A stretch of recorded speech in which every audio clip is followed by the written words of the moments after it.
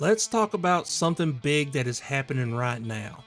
Forget about the console wars for a second because I think a new battle is brewing that is going to shake things up. And it's just getting started in the gaming market. And it's all about the price that you pay. So, you probably noticed prices are climbing. Nintendo is pushing some games toward that $80 mark. And Microsoft, they're jumping in on the $80 bandwagon.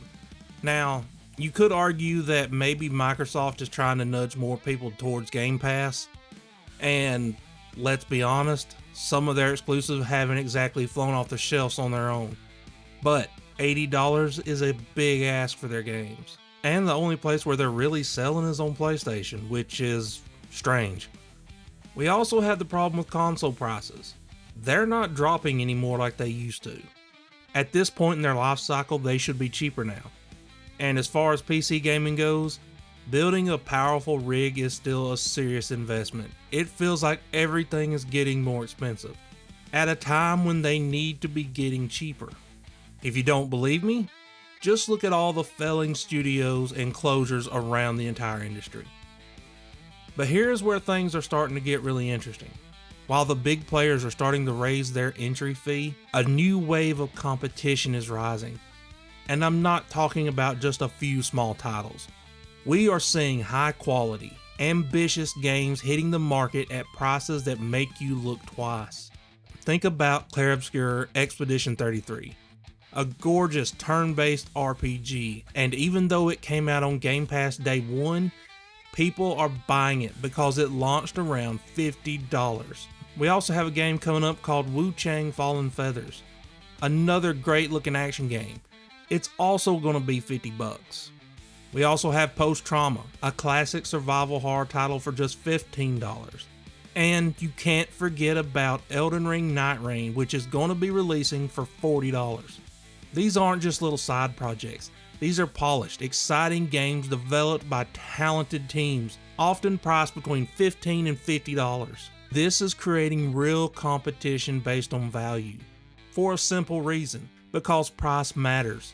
People are much more willing to take a chance on a $40 game or even a $50 game than an $80 one. You could buy both Clair Obscur Expedition 33 and Post Trauma for less than the price of one top tier Nintendo or Microsoft release right now.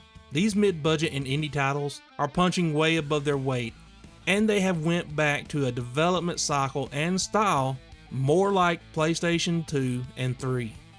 And they are proving to be high in quality, and some are arguably better than certain bloated AAA releases.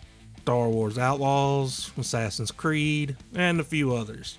But they even have a higher sales potential because they're accessible and cheaper.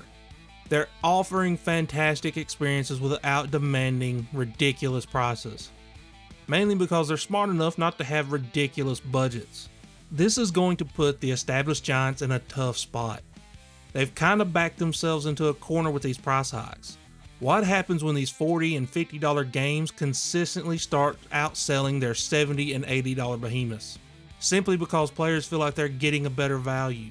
Will the big publishers be forced to lower their prices? Or will they up the prices even more to make up the losses? They are going to have to rethink their massive budgets and start focusing on making games more affordable again, with more creativity. Because that is gone as well. Right now, Sony is the only one that is not following the $80 trend from the giants. And hopefully some of these other companies will reverse course. But sadly, probably not. But that's just my take. What do you think? Is the gaming market about to get shaken up by these pricing shifts? Are these high quality, lower priced games the future? Let me know your thoughts down in the comments below. If you found this interesting, hit that like button and subscribe for more content, and I will talk to y'all later.